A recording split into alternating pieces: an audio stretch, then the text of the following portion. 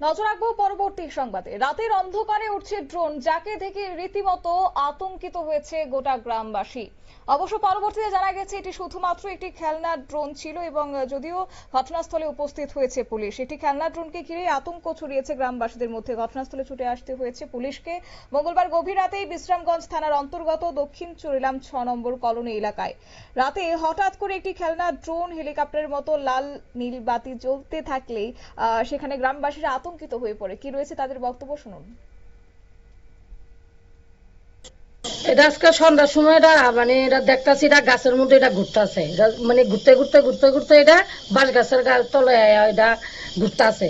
এটা ঘুরতে ঘুরতে এটা এখন মাটির মধ্যে পড়তেছে। এটা কি জিনিস এটা আমরা কইতে পারি না, কারণ এটা তো তো যুদ্ধ চলছে। অনেক কি এটা আমরা এটা কইতে পারি না, আমরা সবাই ডরাইতেছি। এটার মধ্যে লাল নীল একটা বাতি জ্বলতেছে, এরকম এটা কোনো খেলনার জিনিসও না। এরকম জিনিস আমরা কোনোদিন দেখছি না। হেলিকপ্টারের মতো আমরা ভয় লাগতেছে। ঘুরতেছে এটা গাছের উপরে, তো এটা ঘুরতেছে আম গাছটার উপরে।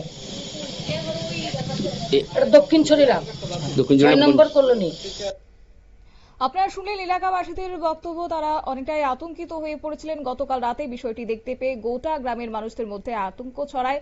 এক এক করে প্রত্যেকে ঘর থেকে বেরোতে শুরু করেন। গ্রামের মানুষ ভয়ে খেলনা ড্রোনটির কাছে যায়নি, তারা দূর থেকেই হেলিকপ্টারটিকে দেখেছিল। যদি এটার মধ্যে কিছু থেকে থাকে, যদি বিস্ফোরণ হয়, তাহলে কি হবে, এই আশঙ্কাতে কেউই সেখানে সামনে যায়নি। পরবর্তীতে খবর দেওয়া হয়েছে পুলিশকে, যেহেতু বর্তমান পরিস্থিতি অনেকটাই উদ্বেগজনক, তাই পুলিশকে খবর দেওয়ার পরই পরবর্তীতে জানা গেছে ড্রোনটি শুধুমাত্র একটি খেলনার ড্রোন ছিল।